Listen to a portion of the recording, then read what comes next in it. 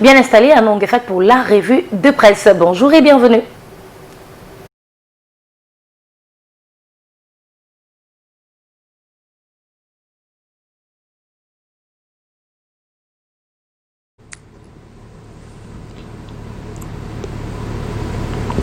Bonjour Patricia, bonjour Thierry, Carole, madame, monsieur, bonjour. Lecture transversale des journaux. Première partie en direct de la capitale, la sécurité avant tout.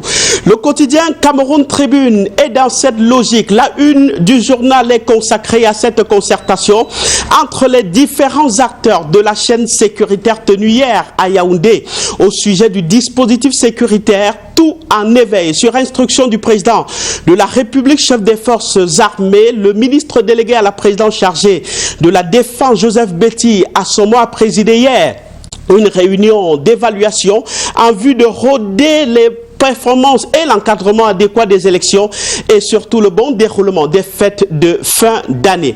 Avant cette réunion et toujours au sujet de ces deux événements à venir, à savoir les fêtes de fin d'année et les élections régionales, le tri-hebdomadaire Le Soir revient sur les prescriptions de Paul Atangadi au gouverneur relativement aux mesures sécuritaires. C'était à l'occasion de la deuxième conférence semestrielle des 10 gouverneurs tenus à l'hôtel de ville de Yaoundé. Le journal de Armand Bianda, en outre, s'intéresse à la couverture santé universelle. La construction des data centers relatives est en cours. Le ministre de la Santé publique, en visite de chantier hier, a constaté le tri-hebdomadaire Le Soir d'importantes avancées des travaux. 48% pour 50 jours de travail. Le journal Le Quotidien s'y penche aussi ce matin. Une sorte de présentation de ce data center moderne en construction à Yaoundé. La descente hier du ministre de la Santé publique a permis de voir et apprécier ce joyau qui sort de la terre de Mbalade ici à Yaoundé. Son rôle, apprend-on, est déterminant dans la mise en œuvre prochaine de la couverture santé universelle au Cameroun. Pour renchérir le quotidien Réalité Plus, partant de cette couverture santé universelle, est convaincu que rien n'arrêtera la construction du data center. C'est un dispositif important et déterminant pour le projet couverture santé universelle. Le ministre entouré des partenaires coréens, le secrétaire d'État chargé des pandémies et des épidémies, s'est donné du temps pour apprécier le chantier. Le ministre de l'administration territoriale vient de sévir face au mouvement 11 millions de nordistes. Le quotidien d'expression anglaise de Guardian Post fait une sorte de comparaison à sa une ce matin avec le mouvement des Ambazonie.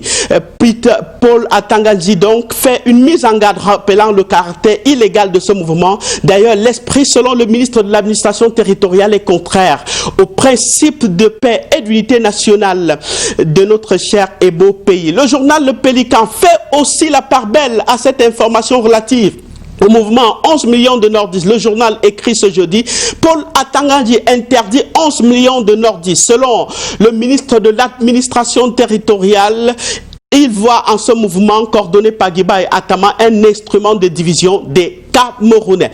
Pour le quotidien Émergence en kiosque ce matin, il ne s'agit ni moins ni plus que des conséquences de la guerre politique du Grand Nord. D'un côté, une partie attachée justement aux idéaux des populations et du renouveau qui cautionne des actions subséquentes à la faveur ou non des intérêts des populations de cette partie du pays, et de l'autre côté, une autre partie qui porte toutes les revendications des populations au plan politique, sécuritaire, social et économique. Celle-ci se reconnaît jusque-là membre du mouvement.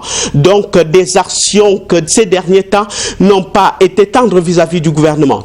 Le quotidien Le Jour s'y intéresse aussi ce matin comme une annonce véritable de la mort de cette plateforme voulue du regroupement des filles et filles du Septentrion. Pour le journal de Aman Manaï, il s'agit d'un supplément d'interdiction du mouvement de 11 millions de nordistes parti d'une mise en garde. Un peu comme la mise en garde récente à la télévision Equinox, le quotidien de Aman Manaï constate en grande une information au sujet de cette télévision qui réaffirme son professionnalisme. Le quotidien Mutation ce matin fait un zoom opportun sur le centre de désarmement et de réintégration, une équipe déterminée en qui le journal de Georges Alain Boyomo voit en elle un esprit de Fayengo Francis. Le bilan, c'est 800 combattants accueillis dans les régions du nord, du sud-ouest et de l'extrême nord. Le comité coordonné par Fayengo Francis aura 2 ans le 10 novembre prochain, le 30 novembre prochain. Le tour dans ses affaires judiciaires, l'hebdomadaire Kalara met en exergue l'affaire du port autonome de Douala et de Bolloré. Le journal de Christophe Bobiokono fait savoir que Bolloré en tente de renverser le port autonome à Paris. Le tribunal arbitral de la Chambre de commerce internationale vient de condamner le Cameroun à verser 38 milliards de francs CFA à Douala International Terminal et à relancer le processus d'appel d'offres objet de la brouille à travers un travail qui vient de la suite d'une sanction prononcée par la justice camerounaise. Décryptage dans les colonnes du journal Kalara, parution de cette semaine. L'autre affaire à fort intérêt à la une du journal Kalara, c'est l'affaire Vamoulke contre l'État. Ce qui intéresse le journal spécialisé des questions juridiques, c'est le témoignage. J'étais une bête à abattre à la CRTV, a déclaré Amadou Vamoulke, l'ancien DG de la CRTV, poursuit en disant que son prédécesseur en 17 ans n'a eu aucun contrôle, mais lui en a eu 17 en 10 ans. Déballage à lire à la page 4. La CIB Hebdo ce matin nous présente un acte d'insécurité, ce qu'il a appelé tentative d'assassinat. La victime s'appelle Elimbi Lobé. Il a été agressé de bonne heure par des hommes inconnus non loin de son domicile à Douala alors qu'il sortait.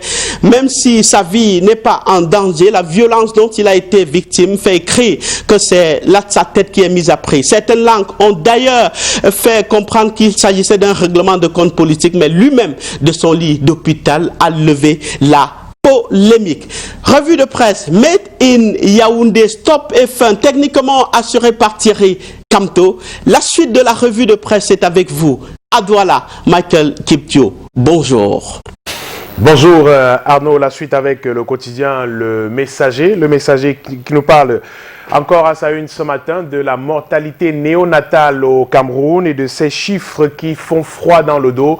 Près de 150 000 enfants prématurés enregistrés au Cameroun et parmi eux des décès enregistrés au quotidien, des enfants nés avant le terme. Ces chiffres qui donnent justement le tournis à titre de bilan en Afrique subsaharienne. Le journal nous rapporte que plus de 90% d'enfants prématurés meurent les premiers jours de leur naissance. Une étude menée au centre hospitalier universitaire et à l'hôpital gynéco-obstétrique et pédiatrique de Yaoundé révèle que sur près de 150 000 enfants qui naissent chaque année, 26% de ceux qui naissent prématurés décèdent et d'après d'autres statistiques, près de la moitié des décès des enfants de moins d'1 an sont imputables à la mortalité des nouveau-nés de 0 à 28 jours au Cameroun. Près de 90 000 nouveau-nés naissent tous les ans avec un poids inférieur à 2500 grammes et avant le terme théorique de 37 semaines. Le journal note également les soins nécessaires pour la survie d'un prématuré qui oscille entre 600 000 et 1 million de francs CFA d'après le ministère de la Santé publique, une somme qui n'est pas à la portée du Camerounais moyen, ce qui peut donc expliquer ces nombreux décès enregistrés autour des enfants prématurés. La grande une du quotidien Le Messager ce jour nous parle de cette affaire d'interdiction du mouvement 10 millions de citoyens par le ministre de l'administration territoriale. En croix Paul Atangandi, ce mouvement s'illustre par des publications portant gravement atteinte à l'unité nationale et à la coexistence pacifique entre les différentes communautés nationales.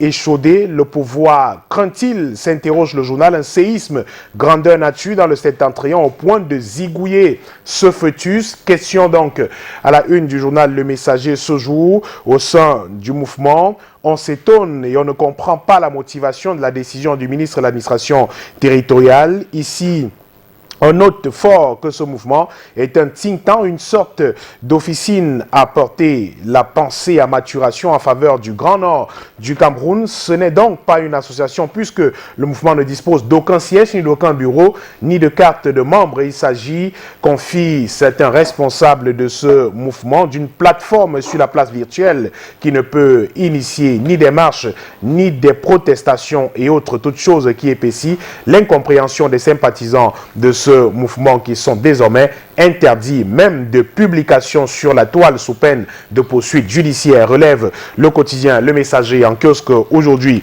Le quotidien La Nouvelle Expression également en kiosque en fait sa grande une aujourd'hui. Le journal donne également la parole à l'un des responsables du mouvement pour la renaissance du Cameroun, en l'occurrence le premier vice-président de cette formation politique, Mamadou Mota, qui réagit à cette interdiction du mouvement par Paul Atangadi, le ministre de l'administration territoriale. Pour Mamadou Yakouba Mota, dans une lettre publiée hier, les jeunes de cette partie du pays, du septentrion en général, doivent se lever pour revendiquer un mieux-être. Le journal publie d'ailleurs l'intégralité de cette lettre de Mamadou Mota dans sa publication de ce jour, et le journal de rappeler également les différents combats menés jusqu'ici par ce mouvement 10 millions de nordistes. Le plus récent étant le combat mené par cette organisation pour la revalorisation des quotas réservés aux ressortissants du septentrion du Cameroun au concours d'entrée à l'ENAM. Le mouvement avait donc saisi le tribunal administratif pour recours gracieux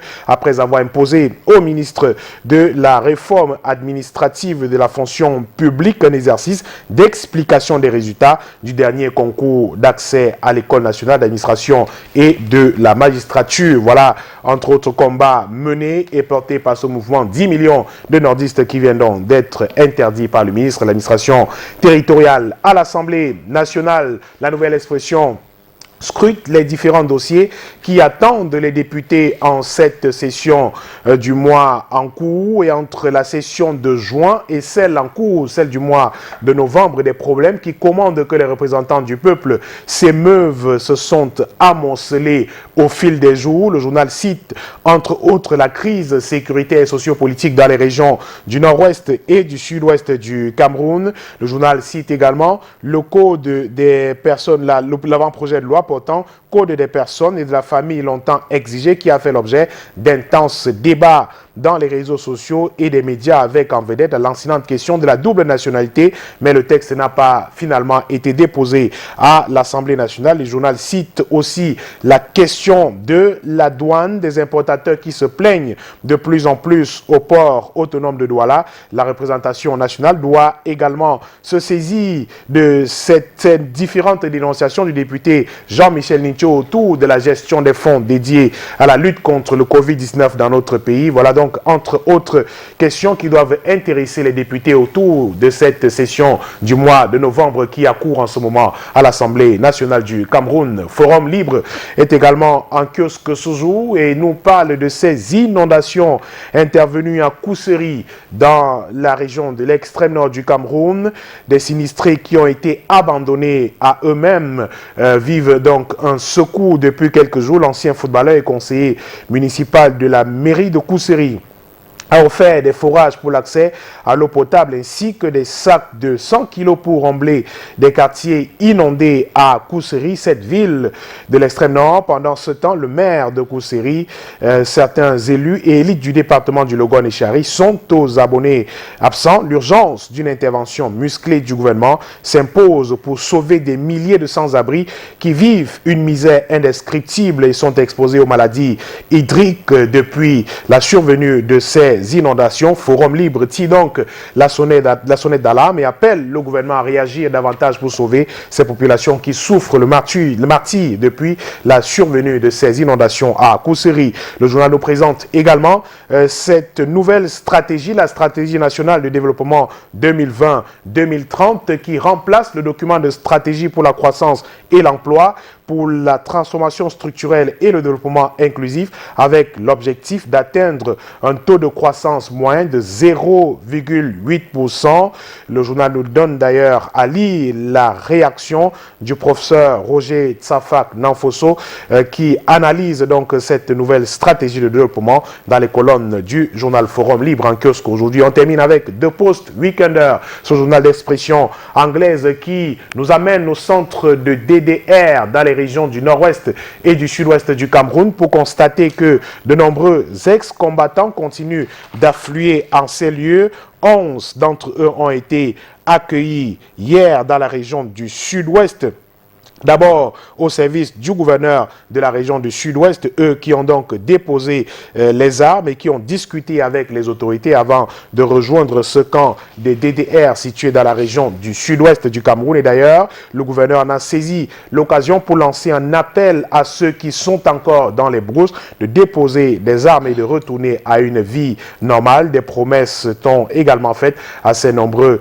combattants qui se trouvent encore au front et combattent justement et qui sème la terreur dans ces régions du nord-ouest et du sud-ouest du Cameroun. Et au sujet de ces actes de naissance dont ne disposent pas de nombreux enfants au Cameroun, le journal parle des sanctions qui devraient être portées à l'encontre des parents qui ne procèdent pas à la déclaration de naissance de leurs enfants. Des sanctions doivent être prises à leur encontre. Le journal s'appuie donc sur les débats qui ont eu lieu à l'Assemblée nationale il y a quelques jours, débat autour de ces certificats de naissance, de la question d'actes de naissance dans notre pays. Et c'est avec deux postes que nous terminons cette revue de presse de jeudi à Douala.